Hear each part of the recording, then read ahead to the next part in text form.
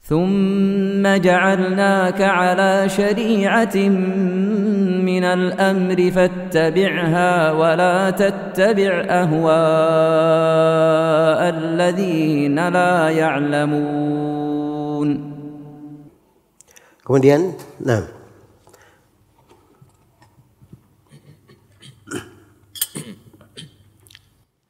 Ahsanallahu ilaikum. ثم قال المصنف رحمه الله: ثم ليس في كتاب الله ولا في سنة الرسول صلى الله عليه وسلم ولا عن أحد من سلف الأمة لا من الصحابة والتابعين ولا عن أئمة الدين الذين أدركوا زمن الأهواء والاختلاف حرف واحد يخالف ذلك لا نصا ولا ظاهرا. ولم يقل أحد منهم قط إن الله ليس في السماء ولا أنه ليس على العرش ولا أنه بذاته في كل مكان ولا أن جميع الأمكنة بالنسبة إليه سواء ولا أنه لا داخل العالم ولا خارجه ولا متصل ولا منفصل ولا أنه لا تجوز الإشارة الحسية إليه بالأصبع ونحوها. بل قد ثبت في الصحيح عن جابر بن عبد الله رضي الله عنه أن النبي صلى الله عليه وسلم لما خطب خطبته العظيمة يوم عرفات في أعظم مجمع حضره رسول الله صلى الله عليه وسلم جعل يقول: ألا هل بلغت؟ فيقولون: نعم. فيرفع أصبعه إلى السماء وينكبها إليهم ويقول: اللهم اشهد، غير مرة وأمثال ذلك كثير. فإن كان الحق فيما يقوله هؤلاء السالبون النافون للصفات الثابتة في كتاب الله وسنة رسوله من هذه العبارات ونحوها دون ما يفهم من الكتاب والسنة إما نصا وإما ظاهرا، فكيف يجوز على الله ثم على رسوله صلى الله عليه وسلم فكيف يجوز على الله ثم على رسوله صلى الله عليه وسلم ثم على خير الأمة أنهم يتكلمون دائما بما هو نص أو ظاهر في خلاف الحق الذي يجب اعتقاده ولا يبوحون به قط ولا يدلون عليه لا نصا ولا ظاهرا حتى يجيء أنباط الفرس والروم وفروخ اليهود والفلاسفة يبينون للأمة العقيدة الصحيحة التي يجب على كل مكلف أو كل فاضل أن يعتقدها. لئن كان ما يقوله هؤلاء المتكلمون المتكلفون والاعتقاد الواجب وهم مع ذلك أحيلوا في معرفته على مجرد عقولهم وأن يدفعوا بمقتضى قياس عقولهم ما دل عليه الكتاب والسنة نصا أو ظاهرا، لقد كان ترك الناس بلا كتاب ولا سنة أهدى لهم وأنفع على هذا التقدير، بل كان وجود الكتاب والسنة ضررا محضا في أصل الدين. فإن حقيقة الأمر على ما يقوله هؤلاء أنكم يا معشر العباد لا تطلبوا معرفة الله عز وجل وما يستحقه من الصفات نفيا وإثباتا لا من الكتاب ولا من السنة ولا من طريق سلف الأمة، ولكن انظروا أنتم فما وجدتموه مستحقا له من الأسماء والصفات فصفوه به، سواء كان موجودا في الكتاب والسنة أو لم يكن، وما لم تجدوه مستحقا له في عقولكم فلا تصفوه به.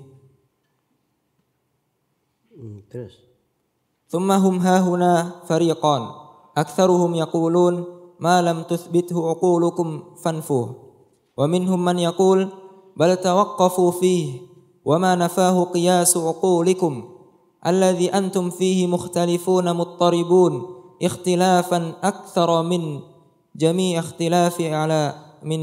اختلاف على وجه الأرض فانفوه، وإليه عند التنازع فارجعوا، فإنه الحق الذي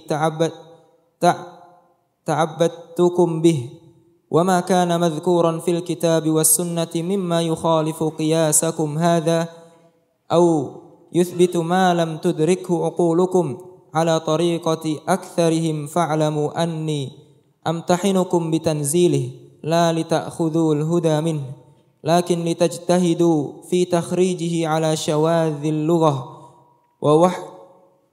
ووحشي الألفاظ وغرائب الكلام وأن تسكتوا عنه مفوضين علمه إلى الله مع نفي دلالته على شيء من الصفات هذا حقيقة الأمر على رأي هؤلاء المتكلمين وهذا الكلام قد رأيته صرح بمعناه طائفة منهم وهو لازم لجماعتهم لزوما لا محيد عنه ومضمونه أن كتاب الله لا يهتدى به في معرفة الله وأن الرسول صلى الله عليه وسلم معزول عن التعليم والإخبار بصفات من أرسله وأن الناس عند التنازع لا يردون ما تنازعوا فيه إلى الله والرسول بل إلى مثل ما كانوا عليه في الجاهلية وإلى مثل ما يتحاكم إليه من لا يؤمن بالأنبياء كالبراهمة والفلاسفة وهم المشركون والمجوس وبعض الصابئين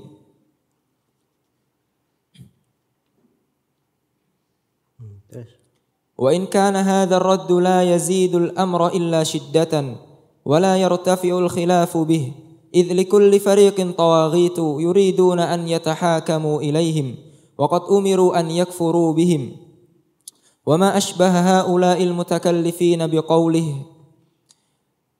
سبحانه وتعالى ألم تر إلى الذين يزعمون أنهم آمنوا بما أنزل إليك وما أنزل من قبلك يريدون أن يتحاكموا إلى الطاغوت وقد أمروا أن يكفروا به ويريد الشيطان أن يضلهم ضلالا بعيدا وإذا قيل لهم تعالوا إلى ما أنزل الله وإلى الرسول رأيت المنافقين يصدون عنك صدودا فكيف إذا أصابتهم مصيبة بما قدمت أيديهم ثم جاءوك يحلفون بالله إن أردنا إلا إحسانا وتوفيقا فإن هؤلاء إذا دعوا إلى ما أنزل الله من الكتاب وإلى الرسول والدعاء إليه بعد وفاته هو الدعاء إلى سنته أعرضوا عن ذلك وهم يقولون إنا قصدنا الإحسان علما وعملا بهذه الطريق التي سلكناها والتوفيق بين الدلائل العقلية والنقلية. Baik. Kemudian di sini penulis rahimahullahu taala berkata, "Tsumma laisa fi kitabillahi wala fi sunnatir rasul sallallahu alaihi wasallam wala an ahadin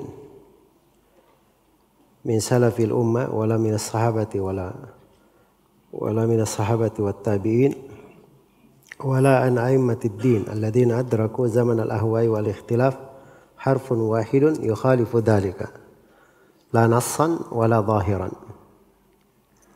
Iya. Dari sini beliau ringkas ya pendalilan tentang sifat al-ulu ini. Bahwa al-ulu ini satu pendalilannya itu ditunjukkan oleh Al-Quran dengan dalalah nas dan dalalah zahir. Terus yang kedua ada adillah dari sunnah Rasulullah sallallahu alaihi wasallam. Dan datang dari Nabi itu dimaklumi ya, datang dari qauliyah, fi'liyah dan apa? Takririyah. Itu tiga kesimpulan dari hadits-hadits yang disebutkan oleh penulis. Ada yang bersifat qauliyah, ada yang bersifat fi'liyah dan ada yang bersifat apa? Takririyah. Kemudian yang ketiga ketemukan athar dari para sahabat, para tabi'in, dari tabi'ut tabi'in. Sama seperti itu. Tidak ada yang menyelisih. Tidak ada satu huruf pun yang menyelisih. Kemudian yang keempat, ijma'. Ijma' salaf bahkan ijma' kaum muslimin. Bahkan telah disebutkan dari para ijma', ijma' umat-umat. Yahudi, Nasara juga ijma'. Mereka mengakui hal yang sama. Tidak ada yang menyelisih.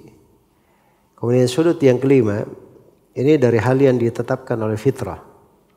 Orang yang fitrahnya sehat, dia akan menetapkan hal itu.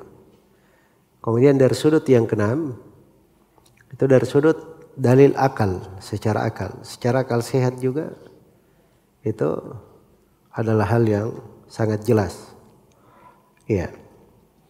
Dan Ibnu Al-Qayyim rahimahullah di dalam kitab As-Sawa'iq beliau menyebutkan sekitar 30 dalil akliyah terkait dengan pembahasan apa? Sifat al-ulu ini.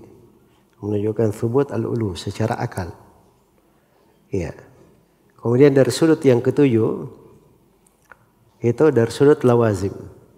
Jadi orang-orang yang menolak sifat al-ulu ini ada lawazimnya. Ada konsekuensinya. Ya, dari sudut konsekuensi menafikan itu ini adalah hal yang sangat bertentangan dengan agama.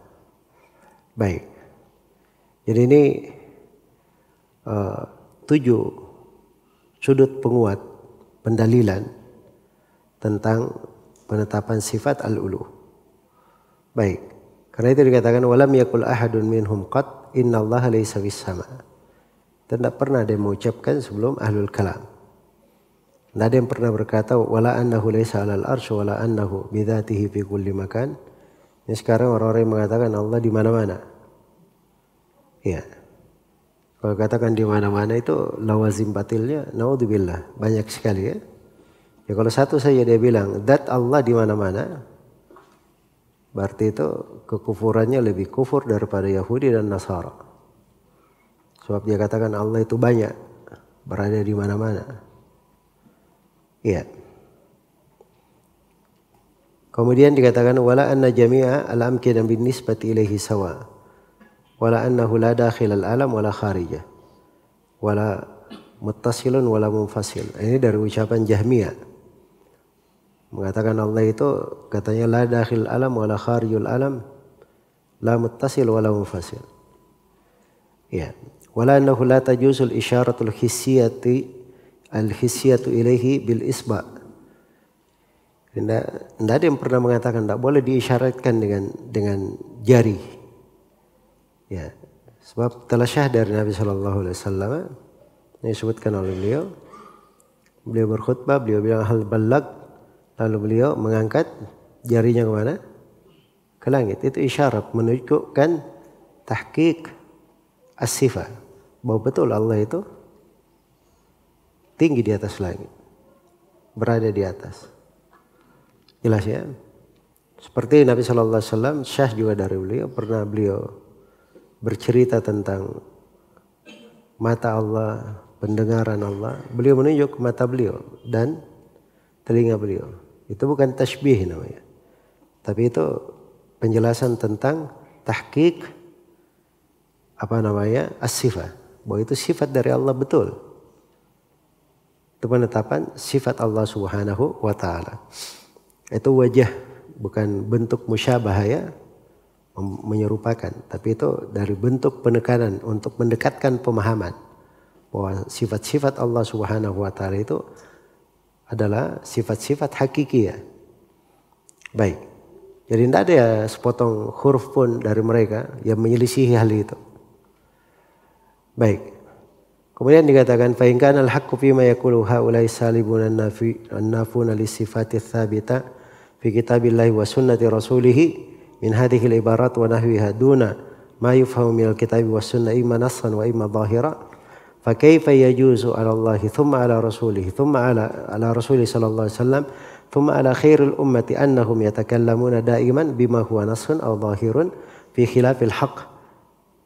Ya, jadi kalau memang orang-orang yang menafikan ini, orang-orang yang mengingkari sifat ketinggian Allah, mereka benar. Terus gimana caranya? Dalam Al-Quran, dalam Sunnah Rasulullah, banyak sekali ayat-ayat, hadits-hadits selalu disebutkan. Berarti Nabi selalu berbicara dengan hal tersebut.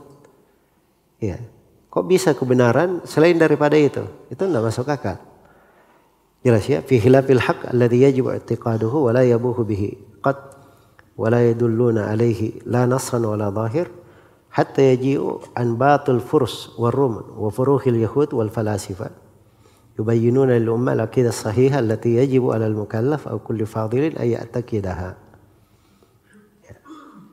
Selalu ada dalam Al-Quran dan Sunnah penetapan sifat al-uluh. Tidak ada yang pernah mengganti itu. Tiba-tiba datang orang-orang yang mereka ini belajar filsafat dari Persia, dari Romawi, orang-orang telur-telurnya Yahudi, karena akan diterangkan nanti sanad dari ilmu kalam itu, dari kelompok Jahmiyah itu mengambil dari Yahudi. Ya.